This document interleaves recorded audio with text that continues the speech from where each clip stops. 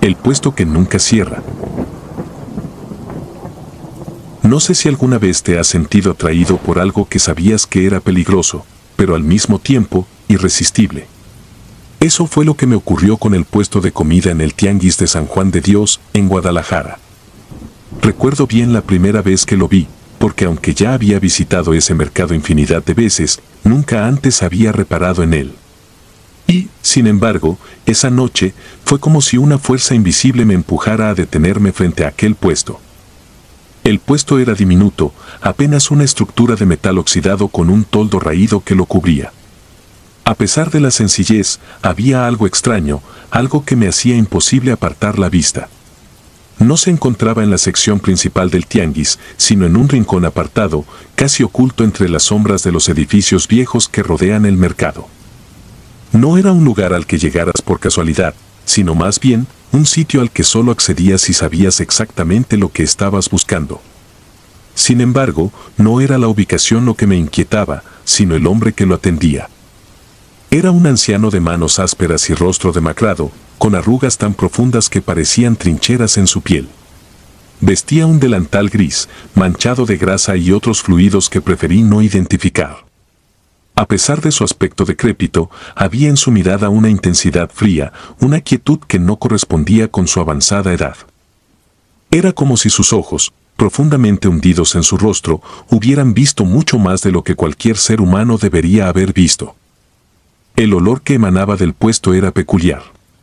No era el típico aroma de la comida callejera, ese olor que te hace salivar de inmediato. No, este era un olor pesado, denso, casi sofocante. Me recordaba a algo podrido, pero mezclado con especias exóticas, algo que confundía a mis sentidos, que me obligaba a seguir respirando para identificarlo mejor. Cada noche, sin falta, ese puesto estaba abierto, sin importar la hora, la temperatura o la cantidad de clientes. Pasaron semanas antes de que me atreviera a probar la comida del viejo. Me había acostumbrado a pasar frente a su puesto, a observarlo de reojo, a sentir esa extraña mezcla de curiosidad y repulsión. Hasta que una noche, casi sin pensarlo, me acerqué. Era tarde, pasada la medianoche, y el tianguis estaba prácticamente vacío. Sin embargo, el puesto seguía abierto, como siempre. Me acerqué lentamente, con la sensación de que cada paso que daba hacia ese lugar era un error, pero uno del que no podía escapar. El anciano no dijo una palabra. Simplemente me miró con esos ojos vacíos y extendió su mano, ofreciéndome una pequeña empanada. No preguntó qué quería, no me ofreció un menú, ni siquiera me indicó cuánto costaba. Solo me entregó la empanada como si supiera que estaba destinada para mí. La tomé sin pensar, sin cuestionar, y me la llevé a la boca. El primer bocado fue una explosión de sabores. Era algo que nunca antes había probado, una combinación de lo dulce y lo salado, lo ácido y lo amargo. No era una comida que te hiciera sentir satisfecho, sino más bien, algo que te dejaba con un vacío insaciable, una necesidad de seguir comiendo, de seguir alimentando ese hambre que no sabía que existía. Mientras la masticaba, sentí una presión en el pecho, una sensación de pesadez que crecía con cada bocado. Las noches siguientes volví al tianguis, atraído por esa misma sensación de necesidad. Cada vez que comía algo del puesto, el hambre se hacía más intensa, como si algo dentro de mí estuviera despertando, algo que había estado dormido durante mucho tiempo. No podía parar. A cada visita, el viejo me ofrecía algo diferente, una sopa espesa y oscura, unos tamales que exudaban un vapor extraño, un guiso de carne que no podía identificar. Con cada plato, esa sensación de vacío crecía, extendiéndose desde mi estómago hasta lo más profundo de mi ser. Comencé a tener pesadillas. En ellas, me veía a mí mismo sentado en una mesa larga, rodeado de personas sin rostro. Todos comían vorazmente, sin detenerse, sin levantar la vista de sus platos. Al final de la mesa, el anciano me observaba, con esos ojos fríos, evaluándome, esperando. Despertaba cada noche con la boca seca, el corazón palpitando y un sabor metálico en la lengua. A pesar de las pesadillas, seguí yendo al puesto. Era como una adicción, algo que no podía controlar. Sabía que había algo terriblemente mal en todo esto, pero no podía detenerme. No tenía amigos con quienes hablar de lo que me ocurría y mi familia estaba lejos, en otro estado. Estaba solo, completamente solo, con esa hambre insaciable que me devoraba desde dentro. Una noche llegué al tianguis más tarde de lo habitual. Estaba casi desierto, pero el puesto seguía allí, esperándome. Esta vez, el viejo no me ofreció comida. En lugar de eso, me miró fijamente y asintió hacia un rincón oscuro detrás del puesto. No supe por qué, pero entendí que debía seguirlo. Lo seguí a través de un estrecho callejón, donde la luz apenas penetraba. El aire era denso, cargado de una humedad sofocante que se adhería a mi piel. A medida que avanzábamos, el sonido del mercado se desvanecía, como si estuviéramos entrando en un lugar donde el tiempo y el espacio no funcionaban de la misma manera. Llegamos a una puerta de metal oxidado, tan vieja como el tianguis mismo. El anciano la abrió con un crujido, revelando un interior oscuro. Entré sin pensar, movido por una curiosidad enfermiza que superaba cualquier instinto de supervivencia. Dentro, el olor era aún más fuerte, más penetrante. Era un hedor a podredumbre, a muerte. El espacio era una especie de bodega, iluminada solo por un par de velas colocadas en el suelo. En el centro, había una mesa de madera, cubierta con un mantel sucio. Sobre la mesa, había un cuchillo grande y afilado, y varias figuras talladas en hueso que no reconocí. En las paredes colgaban extrañas inscripciones, símbolos que parecían sacados de un libro antiguo, de esos que se usaban en rituales prohibidos. El anciano se movió con una agilidad que no había mostrado antes, como si aquel lugar le devolviera la juventud. Se acercó a la mesa y comenzó a preparar algo, sus movimientos eran precisos y calculados. No podía apartar la vista de lo que hacía. Observé en silencio mientras cortaba pedazos de carne y los colocaba sobre la mesa. Los rociaba con algún líquido espeso, de color oscuro, y luego los envolvía cuidadosamente en hojas de maíz. Mientras trabajaba, noté que algo en su rostro había cambiado. Había una concentración tan intensa en sus ojos, como si estuviera llevando a cabo una tarea de vital importancia. El tiempo pareció detenerse. No sé cuánto tiempo estuve allí, observándolo, sintiendo cómo esa extraña mezcla de miedo y fascinación se apoderaba de mí. Finalmente, el viejo terminó su labor y se giró hacia mí, extendiendo la mano para ofrecerme uno de esos paquetes envueltos. No me moví. No podía. Sabía que lo que estaba a punto de aceptar era mucho más que un simple alimento. Era algo que trascendía la comprensión humana, algo que se había originado en lo más profundo de las sombras. Me obligué a retroceder. Algo dentro de mí gritaba que debía salir de allí, que debía correr, pero mis piernas estaban ancladas al suelo. Con un esfuerzo sobrehumano, logré dar un paso atrás, luego otro y otro más. Finalmente, giré sobre mis talones y salí corriendo de ese lugar. No miré atrás. No podía permitir que la oscuridad me atrapara. Corrí a través del callejón y salí a la calle principal del tianguis.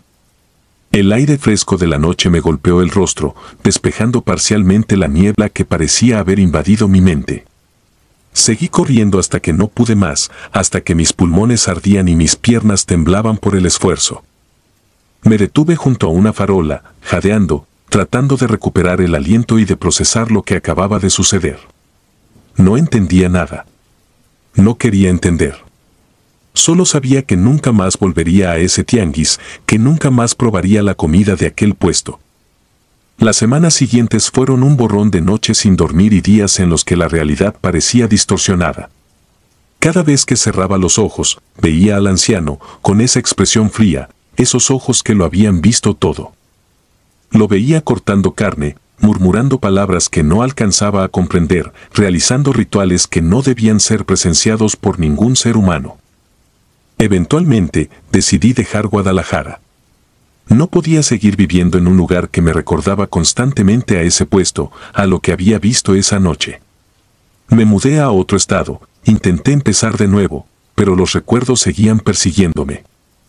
A veces, cuando paso cerca de un mercado o un tianguis, el olor a comida callejera me golpea con fuerza, trayendo de vuelta la sensación de ese puesto, ese hambre insaciable, ese vacío que nunca se llenaba.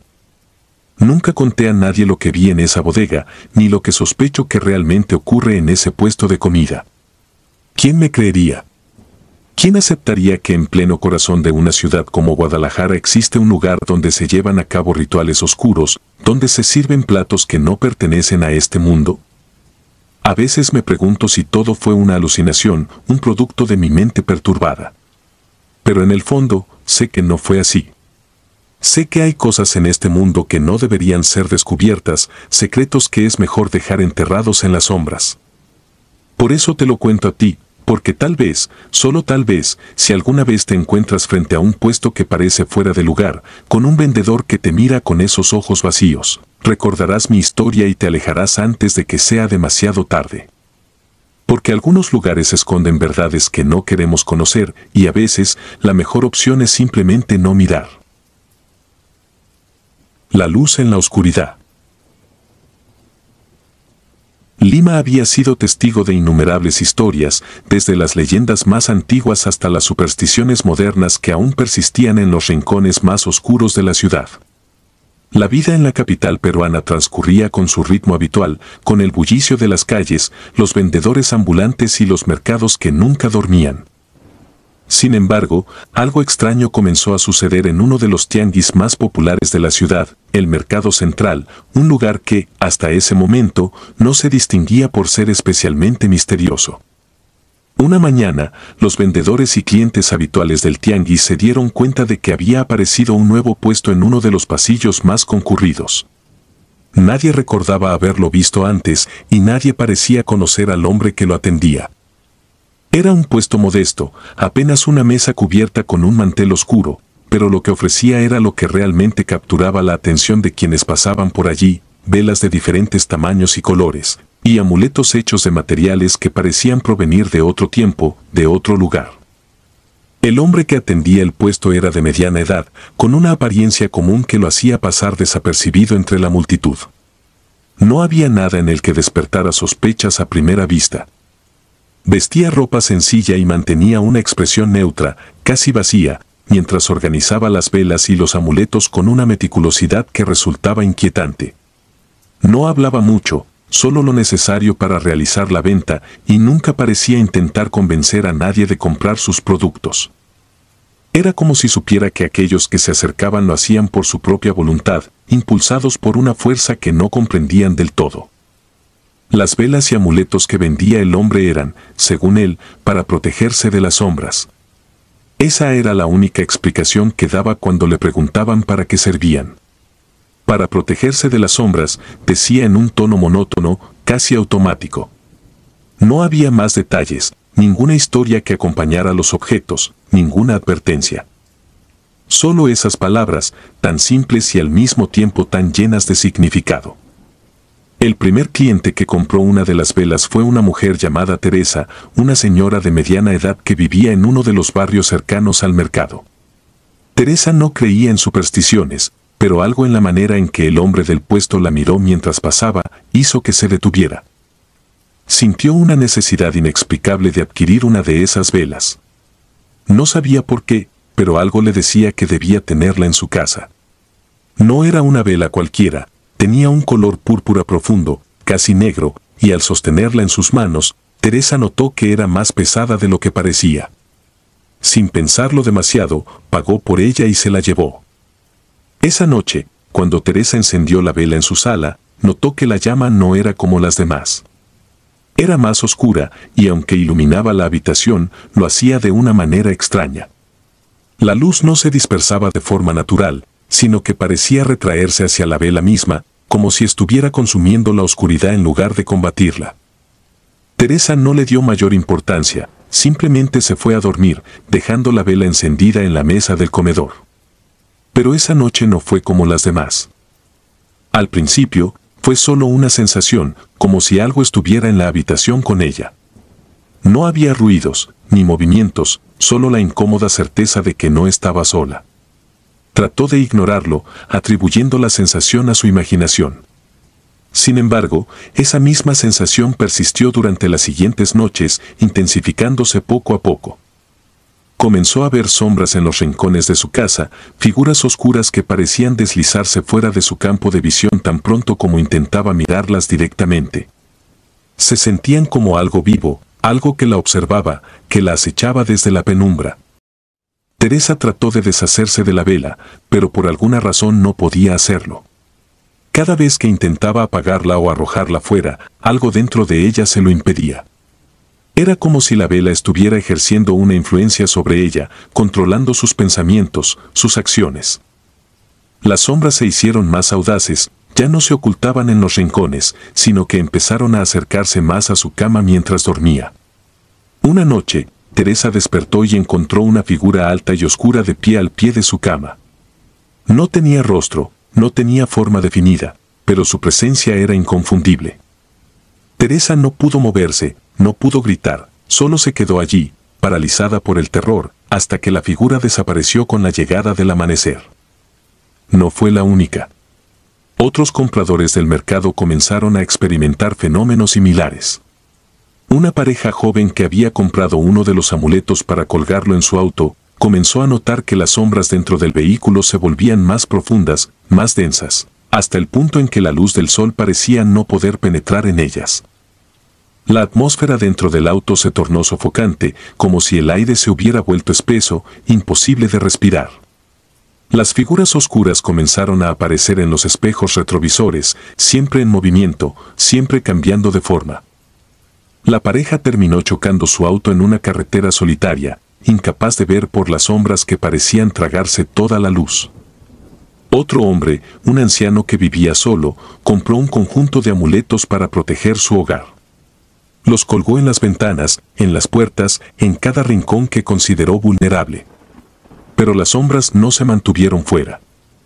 Al contrario, se fortalecieron, como si los amuletos hubieran abierto un portal, una puerta que conectaba su casa con algo mucho más oscuro. Las sombras comenzaron a moverse de manera errática, golpeando las paredes, creando un ruido ensordecedor que no le permitía dormir.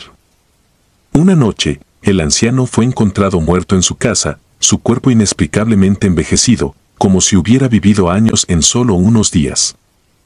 El puesto seguía apareciendo en el mercado cada día, como si nada hubiera pasado.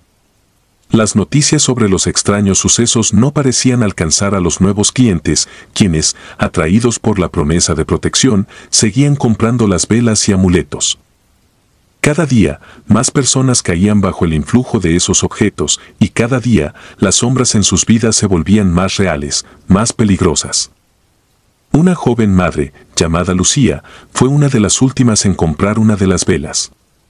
La había adquirido con la esperanza de proteger a su hijo pequeño, quien había comenzado a tener pesadillas recurrentes. Lucía encendió la vela en la habitación de su hijo, pensando que podría ayudarlo a dormir mejor. Pero lo que siguió fue mucho peor que las pesadillas. Las sombras en la habitación comenzaron a moverse por su cuenta, deslizándose por las paredes, estirándose hacia la cuna del niño. Lucía las vio claramente una noche mientras cuidaba del sueño de su hijo. Las sombras parecían tener una vida propia, como si estuvieran intentando alcanzar al niño, envolverlo en su oscuridad. Desesperada, Lucía intentó apagar la vela, pero la llama se negó a extinguirse. Parecía que, cuanto más intentaba deshacerse de ella, más fuertes se volvían las sombras. Se dieron cuenta de que la vela no estaba protegiendo a su hijo, sino atrayendo algo hacia él, algo que no pertenecía a este mundo.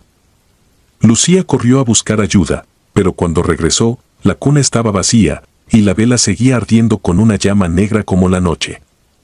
A medida que los incidentes se multiplicaban, algunos comenzaron a preguntarse sobre la verdadera naturaleza del puesto y de su dueño.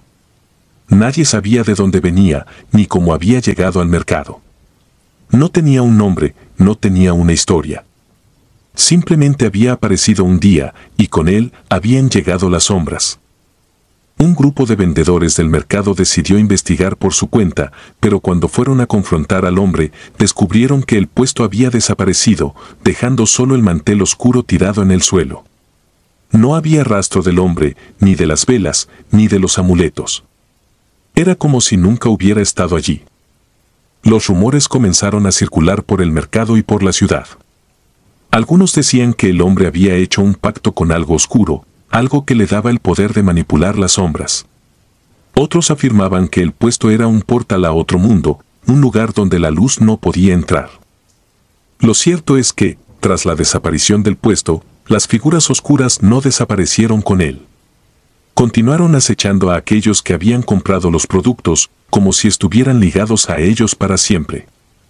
Las sombras seguían creciendo en fuerza, en intensidad, hasta el punto en que algunos comenzaron a perder la cordura, incapaces de soportar la presencia constante de esas figuras. El mercado intentó volver a la normalidad, pero el temor se había instalado en la comunidad. Nadie hablaba abiertamente de lo que había sucedido, pero todos lo sabían. Todos habían oído las historias de lo que les había pasado a aquellos que compraron en el puesto. El miedo a la sombra se convirtió en parte del día a día, en algo que acechaba en los rincones más oscuros de la mente de cada uno de los habitantes de Lima. Con el tiempo, el recuerdo del puesto se desvaneció en la memoria colectiva, transformándose en una de esas historias que se cuentan a medias, entre susurros, con la esperanza de que nunca vuelvan a repetirse. Pero las sombras no desaparecieron por completo. Aún se pueden ver, de vez en cuando, moviéndose en los rincones más oscuros de los hogares de aquellos que alguna vez compraron una vela o un amuleto. Y aunque el mercado ha cambiado, y el puesto nunca volvió a aparecer, el temor persiste. Quienes se atreven a hablar del tema, lo hacen con cautela, conscientes de que, en cualquier momento, las sombras podrían volver.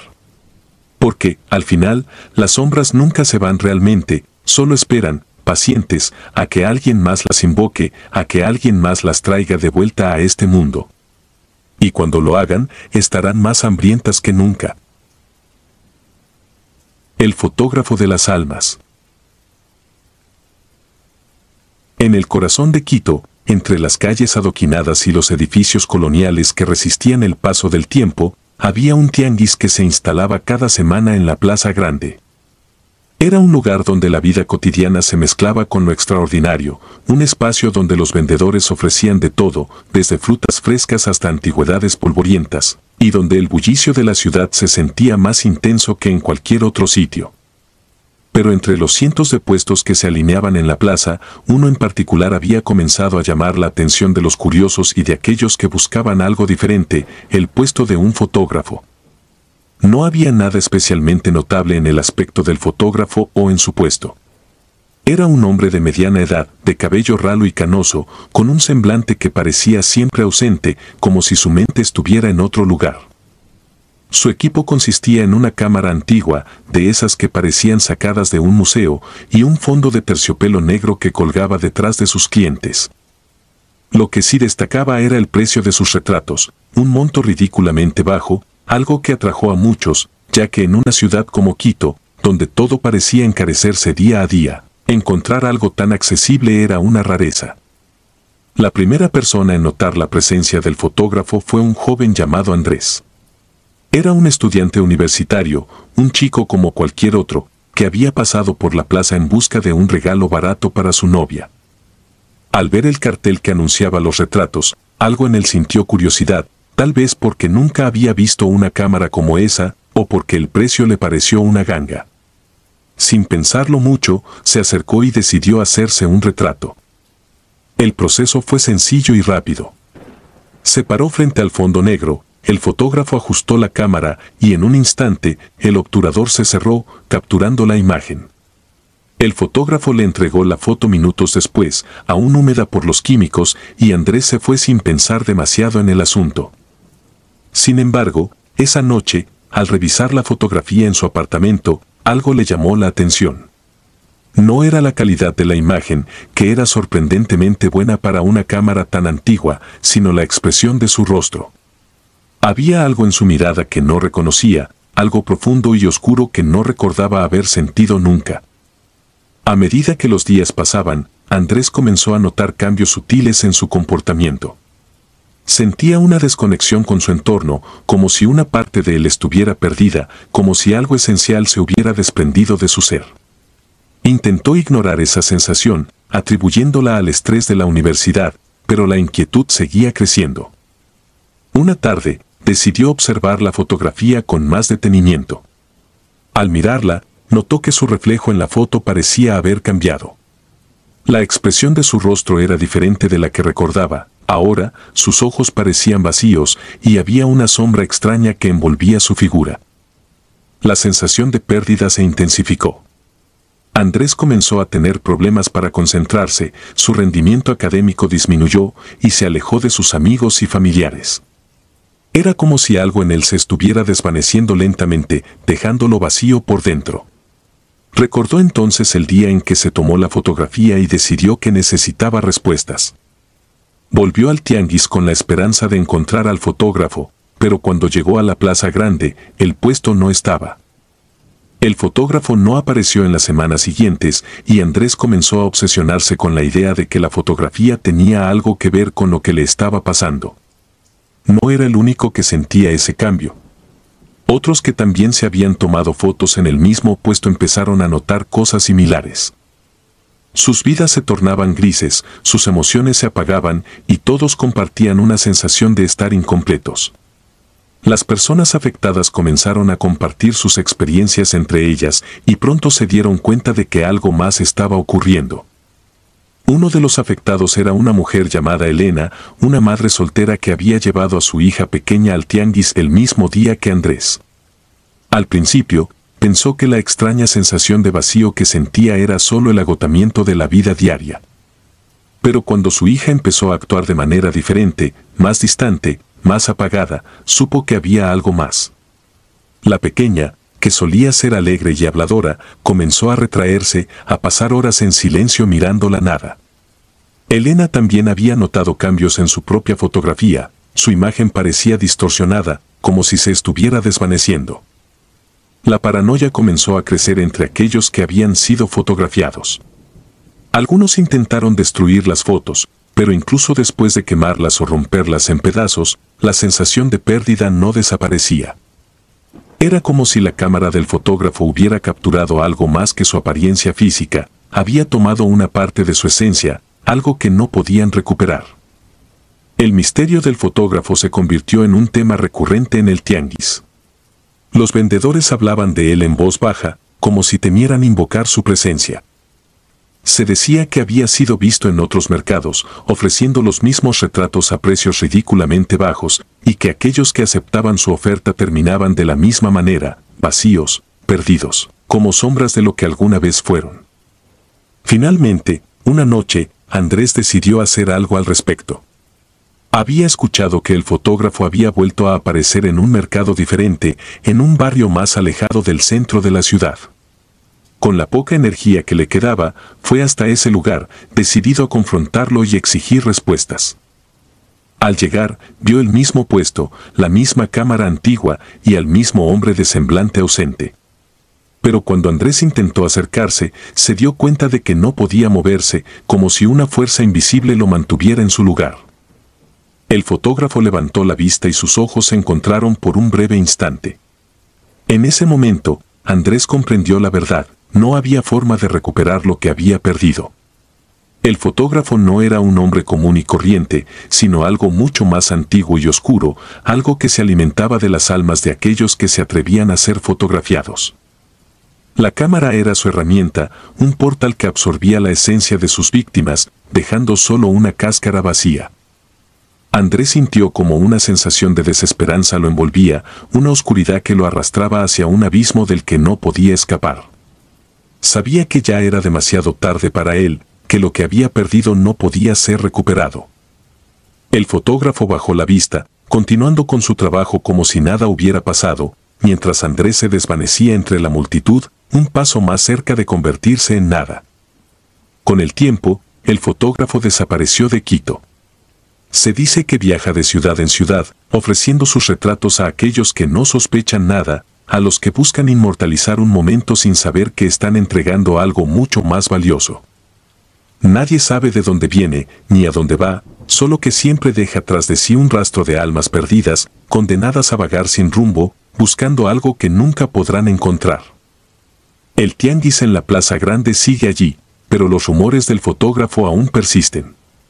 Los que han oído la historia evitan las cámaras antiguas, temerosos de lo que podrían capturar. Porque en un mundo donde todo parece efímero, hay cosas que no deberían ser preservadas, cosas que, una vez atrapadas, nunca vuelven a ser lo mismo. Las voces de la madrugada. El mercado de San Telmo en Buenos Aires siempre ha sido un lugar vibrante. Durante el día, el bullicio de la gente y el barullo de los vendedores lo convierten en un punto neurálgico de la ciudad. Los turistas pasean por los puestos, comprando antigüedades, probando comida callejera y disfrutando del aire bohemio que caracteriza al lugar. Pero lo que pocos saben es que, cuando cae la noche y el mercado cierra sus puertas, el ambiente cambia. Las risas y las charlas desaparecen y en su lugar queda un silencio que pesa, como si el lugar mismo respirara de forma pesada y oscura. Yo era uno de esos vendedores que trabajaban allí. Tenía un pequeño puesto de libros usados, justo en una esquina donde la luz del sol apenas llegaba en las primeras horas del día. No vendía mucho, pero me gustaba el lugar, y las pocas ventas que hacía eran suficientes para mantenerme. Al igual que muchos de mis compañeros, solía quedarme hasta tarde, asegurándome de que todo estuviera en orden para el día siguiente. Siempre me había sentido cómodo en el mercado, pero eso cambió cuando comenzaron los ruidos. La primera vez que los escuché fue una noche de julio. El frío cortaba el aire y la mayoría de los vendedores ya se habían ido. Yo estaba cerrando las cajas cuando, de repente, escuché algo que me hizo detenerme. Era un sonido suave, apenas perceptible, pero lo suficientemente claro como para hacer que levantara la cabeza y mirara a mi alrededor. Parecía venir de algún lugar entre los pasillos vacíos. Pensé que tal vez era un gato o algún otro animal buscando comida entre los restos del día. Buenos Aires está lleno de gatos callejeros, y no era raro que algunos se colaran en el mercado por la noche. No le di mucha importancia en ese momento. Terminé de cerrar mi puesto y me fui a casa, sin imaginar que esa sería la primera de muchas noches inquietantes. Los ruidos continuaron las noches siguientes. Se volvían más claros, más persistentes. Lo que al principio había sido un murmullo lejano se convirtió en un sonido más definido, algo que no podía ignorar. No era solo un ruido, era más como un lamento, un quejido, algo que parecía arrastrarse por el aire helado de la madrugada. Algunos de mis compañeros también comenzaron a notarlo. Al principio, todos pensábamos lo mismo, algún animal se había quedado atrapado entre las estructuras del mercado. Pero a medida que pasaban los días, se hizo evidente que lo que escuchábamos no era un animal. Había una cualidad en esos sonidos que no podía explicar, algo que resonaba de manera extraña en mi mente. Era como si las paredes mismas del mercado estuvieran emitiendo esos lamentos. No sabía qué pensar y en el fondo de mi mente trataba de convencerme de que solo era mi imaginación, algo creado por el cansancio y las largas horas en el frío. Pero entonces, una noche, el sonido cambió. Ya no eran simples murmullos o lamentos distantes. Era algo más definido, más perturbador. Escuché lo que parecían ser risas, pero no eran risas alegres. Eran risas rotas, como si alguien estuviera intentando reírse pero sin lograrlo del todo. Las escuché claramente, como si alguien estuviera justo detrás de mi puesto, en la oscuridad, observándome. Me quedé inmóvil, esperando que los sonidos se desvanecieran, pero no lo hicieron. Parecían rodearme, moverse por los pasillos vacíos, acercándose cada vez más. Sentí una presión en el pecho, una urgencia por salir de allí, pero no podía moverme, como si algo me retuviera. Finalmente, cuando el sonido pareció estar justo al lado mío, me armé de valor y corrí. No me detuve hasta que estuve fuera del mercado, con la puerta cerrada a mis espaldas. Esa noche no dormí. El sonido de esas risas quebradas seguía repitiéndose en mi cabeza. Sabía que no podía ser el único que las había escuchado. Al día siguiente, hablé con algunos de los otros vendedores, y para mi alivio, no era el único que estaba inquieto. Otros también habían notado los ruidos, pero nadie quería admitir que algo extraño estaba ocurriendo. Preferíamos atribuirlo a cualquier cosa antes que enfrentar la posibilidad de que el mercado, nuestro lugar de trabajo, estuviera siendo invadido por algo que no podíamos comprender. A medida que las semanas pasaban, Los ruidos se hicieron más frecuentes y más intensos. Parecía que estaban atrayendo a los más curiosos, como si de alguna manera el mercado estuviera llamando a la gente, invitándola a quedarse más allá de la hora de cierre. Hubo quienes comenzaron a quedarse hasta más tarde, intentando descubrir el origen de los ruidos, pero nadie encontraba nada. Solo sombras, oscuridad y esos lamentos que ahora parecían ser parte del mercado mismo. Entonces, una noche, decidí quedarme. No estaba dispuesto a dejar que esos sonidos me asustaran. Me armé de valor y me escondí detrás de mi puesto, esperando a que el mercado quedara vacío. Quería saber qué era lo que estaba causando esos ruidos. Pero lo que descubrí fue mucho peor de lo que jamás podría haber imaginado. Esa noche, los ruidos comenzaron más temprano de lo habitual. Al principio, fueron los mismos lamentos que ya había escuchado antes, pero luego se transformaron en algo distinto. Escuché pasos pequeños, como los de un niño corriendo. Seguí el sonido con la vista, tratando de discernir de dónde venía, pero no había nada, solo oscuridad. Los pasos se hicieron más rápidos, como si los niños estuvieran jugando, y luego vinieron las risas, pero esta vez eran más nítidas, más claras. No eran risas de alegría, sino de desesperación. Entonces los vi. En un rincón del mercado, justo donde la luz de una farola apenas iluminaba, había figuras pequeñas, apenas visibles en la penumbra.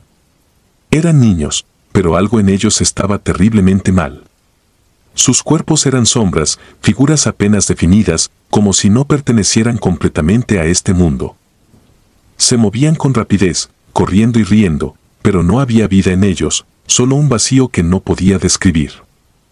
El miedo me invadió de una manera que no había experimentado antes. Quería gritar, pero ningún sonido salió de mi garganta. Los niños comenzaron a moverse hacia mí, con sus risas llenando el aire a mi alrededor. No sabía qué hacer, y mientras los veía acercarse, sentí que algo dentro de mí se rompía. Me levanté de un salto y salí corriendo del mercado, dejando todo atrás, mis pertenencias, mi puesto, todo. Solo quería alejarme lo más rápido posible. Desde esa noche, no volví al mercado. No podía. Sabía que lo que había visto no era algo que se pudiera explicar o racionalizar. Había algo en ese lugar, algo oscuro y antiguo que se alimentaba de los desprevenidos, que atraía a aquellos que no podían resistir su llamada. Traté de olvidar lo que había visto, de seguir adelante con mi vida, pero las imágenes de esos niños no me dejaban en paz. Sabía que algo terrible había ocurrido en ese lugar, algo que había dejado una huella tan profunda que todavía se sentía en el aire, en las paredes, en cada rincón del mercado. No sé si esos niños eran almas atrapadas, condenadas a vagar por la eternidad en un lugar donde nadie podía escucharlos, o si eran algo más, algo mucho más siniestro. Pero lo que sí sé es que el mercado de San Telmo nunca volverá a ser el mismo para mí. Cada vez que paso por allí, siento la presencia de esos niños, como si estuvieran esperando a que alguien más cometa el error de quedarse demasiado tiempo, de escuchar sus risas y de ser atraído hacia la oscuridad de la que nunca podrán escapar. El mercado sigue funcionando, los vendedores siguen vendiendo, y la gente sigue pasando por allí sin sospechar lo que realmente ocurre cuando cae la noche. Pero yo sé la verdad. Sé lo que se esconde en esos pasillos cuando el bullicio se apaga y las luces se apagan.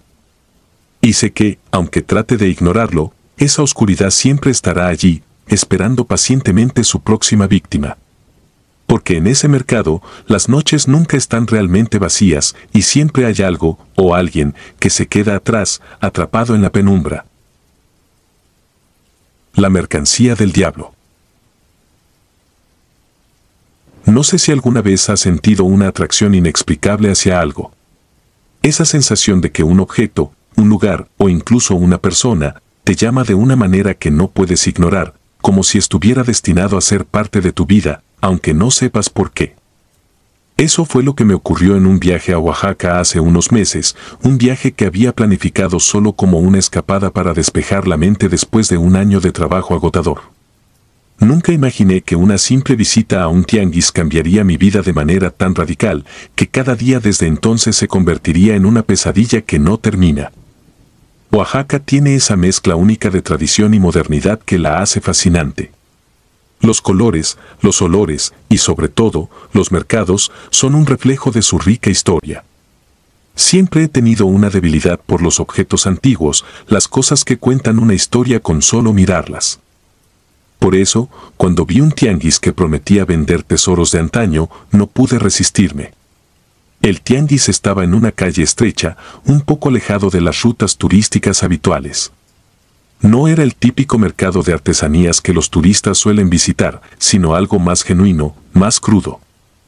Recorriendo los puestos, vi de todo: joyería hecha a mano, telas con bordados complejos y figuras talladas en madera que parecían capturar el espíritu mismo de la región. Pero lo que realmente llamó mi atención fue un pequeño puesto al final de la calle, casi escondido entre los demás. No tenía letreros llamativos ni una multitud alrededor, solo una mesa de madera vieja con una colección de objetos que parecían haber sido rescatados de alguna casa antigua. Estaban cubiertos de polvo, como si nadie los hubiera tocado en años.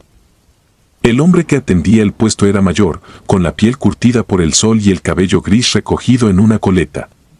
Parecía una figura sacada de otra época, como si él mismo fuera tan antiguo como los objetos que vendía. Me acerqué por curiosidad, examinando los artículos que tenía. Había relojes de bolsillo oxidados, medallas con inscripciones desgastadas y pequeños cofres de madera tallada que olían a tiempo pasado. A pesar de su apariencia deteriorada, había algo en esos objetos que los hacía irresistibles.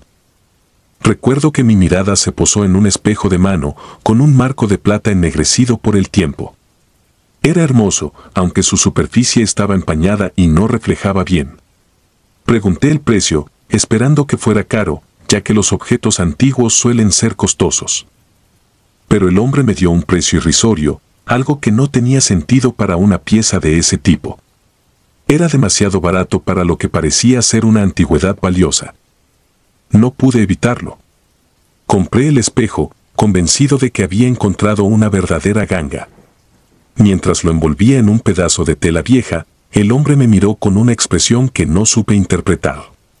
No dijo nada, solo asintió lentamente, como si hubiera esperado que eligiera ese objeto en particular. En ese momento, no lo pensé demasiado. Me alejé del puesto satisfecho con mi compra, sin imaginar que había adquirido algo más que un simple espejo. Esa misma noche, en mi hotel, decidí limpiar el espejo.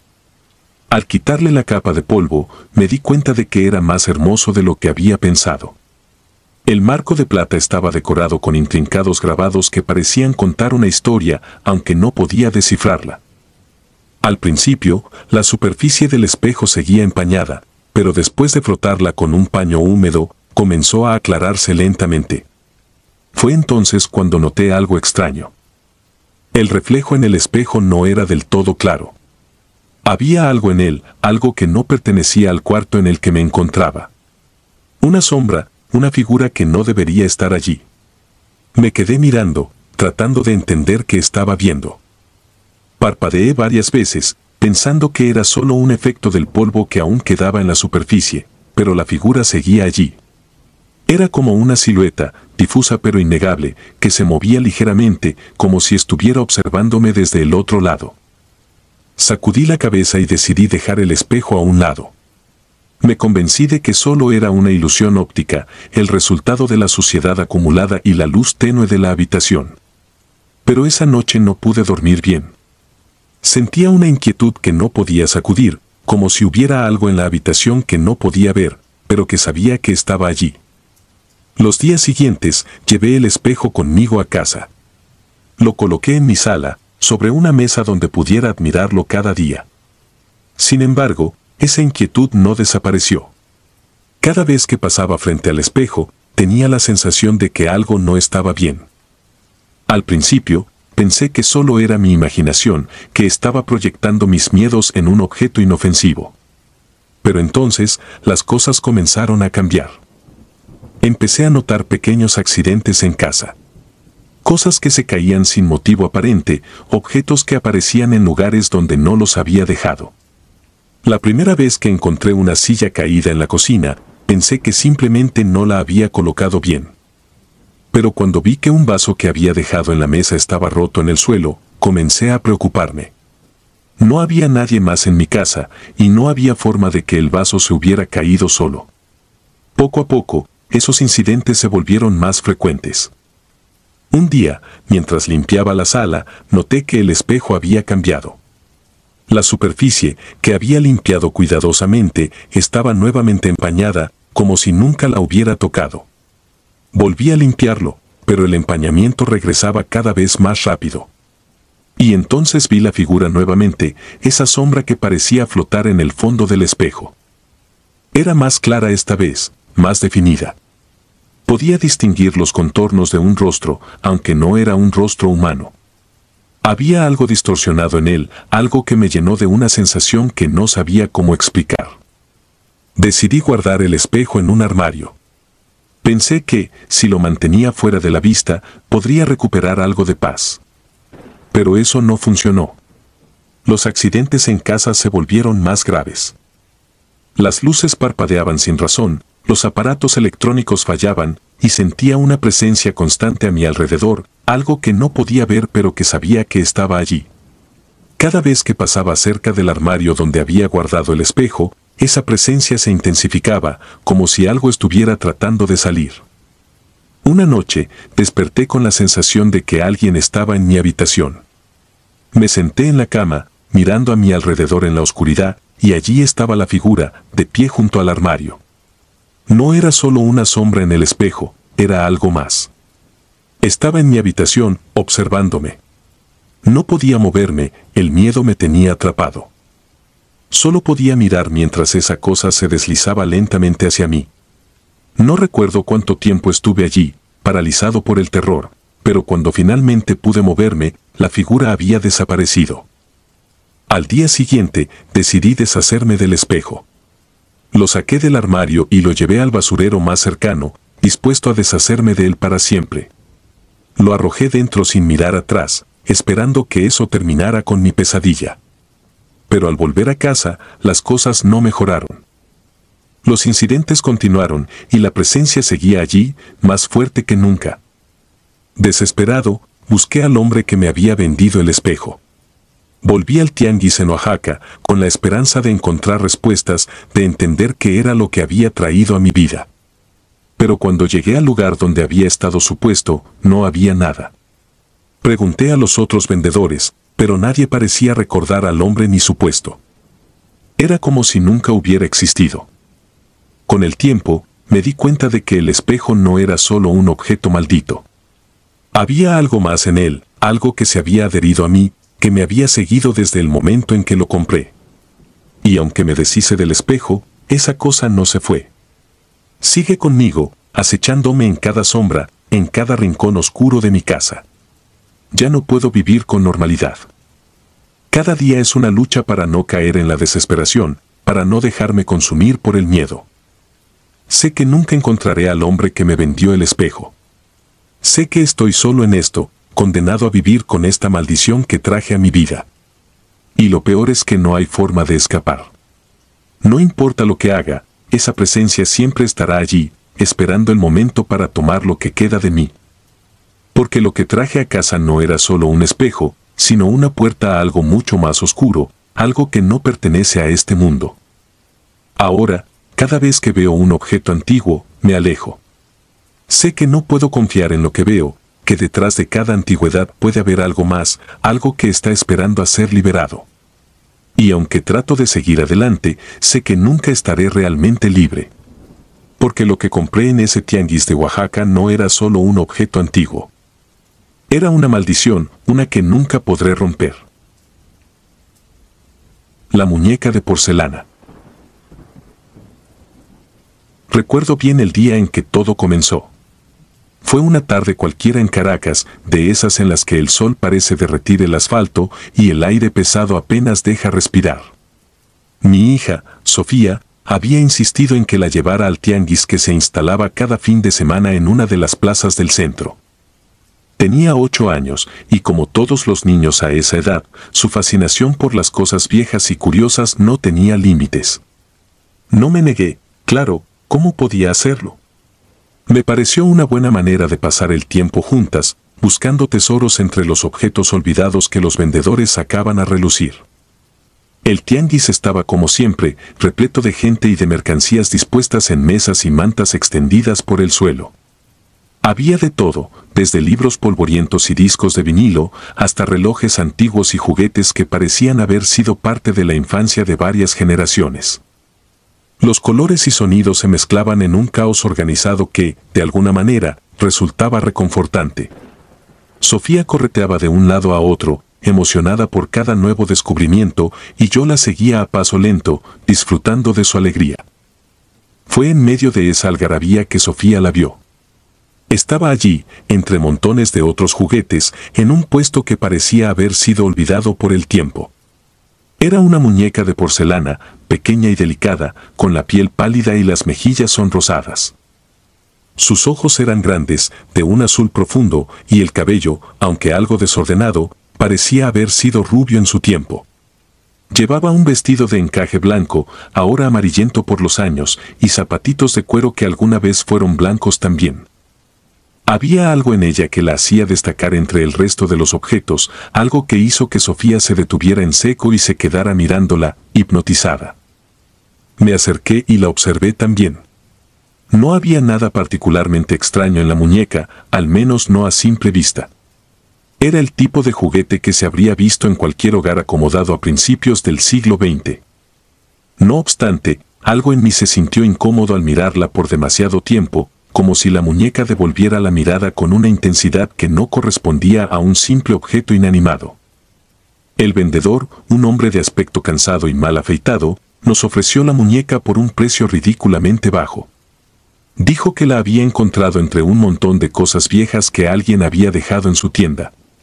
No le di mucha importancia a la historia, y Sofía, encantada con su hallazgo, me rogó que se la comprara.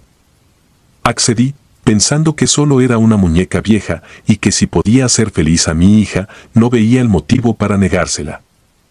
Esa noche, ya en casa, Sofía no se separaba de la muñeca. La llevó a su habitación, la colocó con cuidado sobre la cama y pasó horas peinándole el cabello y hablando con ella mientras jugaba. Me alegré de verla tan contenta. Al final, cuando la hora de dormir llegó, dejé que Sofía se llevara la muñeca a la cama, pensando que pronto se cansaría de ella, como ocurre con la mayoría de los juguetes. Pero esa no fue la única vez que la muñeca la acompañó a dormir. Al día siguiente, mientras preparaba el desayuno, noté que Sofía estaba más callada de lo habitual. Normalmente, no paraba de hablar de sus sueños o de lo que haría durante el día, pero esa mañana apenas dijo una palabra. Cuando le pregunté cómo había dormido, solo respondió con un vago bien y continuó comiendo en silencio. Me extrañó su comportamiento, pero no quise insistir. Pensé que tal vez estaba cansada o que simplemente no estaba de humor para hablar. Esa noche, la rutina fue la misma. Sofía se llevó la muñeca a la cama y cuando fui a despedirme de ella, la encontré ya dormida, abrazada al juguete. Pero había algo en su expresión que me inquietó. Su rostro no mostraba la paz que se espera ver en un niño durmiendo, sino algo más tenso, como si estuviera teniendo un mal sueño. No la desperté, pero me quedé un momento observándola antes de apagar la luz y cerrar la puerta. Los días pasaron y la situación no mejoró. Sofía seguía aferrada a la muñeca y su comportamiento se tornaba cada vez más extraño. Se volvió más retraída, más reservada, como si algo la estuviera consumiendo desde dentro. Ya no jugaba con otros niños, y su entusiasmo por las cosas que antes la emocionaban parecía haberse desvanecido. Empezó a tener pesadillas recurrentes, despertando en medio de la noche con los ojos llenos de miedo, aunque nunca me contaba lo que había soñado. Una mañana, mientras hacía la cama de Sofía, noté algo que me hizo detenerme en seco. La muñeca estaba sentada en la cabecera, con las manos cuidadosamente colocadas en su regazo. Pero lo que llamó mi atención fue su rostro. Parecía diferente, más marcado, más expresivo, como si hubiera cobrado vida en algún sentido. Sus ojos, esos ojos azules de porcelana, tenían una mirada que no había visto antes. Una mirada que parecía juzgarme, examinarme. Me aparté rápidamente, sintiendo un escalofrío recorrer mi cuerpo, y me dije a mí misma que solo estaba siendo paranoica, que la muñeca no había cambiado en absoluto. Pero no pude quitarme esa sensación de encima. Esa tarde, mientras Sofía estaba en la escuela, decidí investigar un poco más sobre la muñeca. Sabía que había algo extraño en ella, algo que no podía explicar, pero que necesitaba entender. Me senté frente a la computadora y comencé a buscar información sobre muñecas antiguas de porcelana, pero nada de lo que encontré parecía encajar con lo que tenía en casa. Fue entonces cuando recordé las palabras del vendedor. La muñeca había sido encontrada entre un montón de cosas viejas, como si alguien hubiera querido deshacerse de ella. Eso me dio un mal presentimiento. Seguí buscando, ampliando la búsqueda a leyendas y relatos de objetos malditos, y fue entonces cuando encontré algo que me heló la sangre. Había historias de muñecas de porcelana que, supuestamente, estaban poseídas por espíritus o entidades malignas. Una de esas historias provenía precisamente de Oaxaca, donde se decía que una bruja había usado una muñeca como medio para canalizar sus poderes oscuros. Según la leyenda, la bruja había transferido parte de su alma a la muñeca antes de morir, para seguir ejerciendo su maldad desde el más allá. Las personas que entraban en contacto con la muñeca caían bajo su influencia, sufriendo todo tipo de desgracias. No quise creerlo. Parecía demasiado irreal, demasiado absurdo para ser cierto. Pero la evidencia estaba ahí, en mi propia casa, en la forma en que Sofía había cambiado desde que trajo esa muñeca a casa. No podía ignorarlo más. Decidí que tenía que deshacerme de la muñeca. No quería que Sofía estuviera cerca de algo tan siniestro, algo que estaba afectando su bienestar de una manera tan evidente. Esa noche, cuando Sofía se durmió, tomé la muñeca con cuidado y la llevé al garaje. Pensé en tirarla a la basura, pero algo me detuvo. Sentía que, de alguna manera, no sería suficiente. La muñeca tenía que ser destruida, eliminada por completo. No quería que nadie más se viera afectado por ella. Me armé con un martillo y, con un esfuerzo titánico para superar el miedo irracional que sentía, golpeé la muñeca con todas mis fuerzas.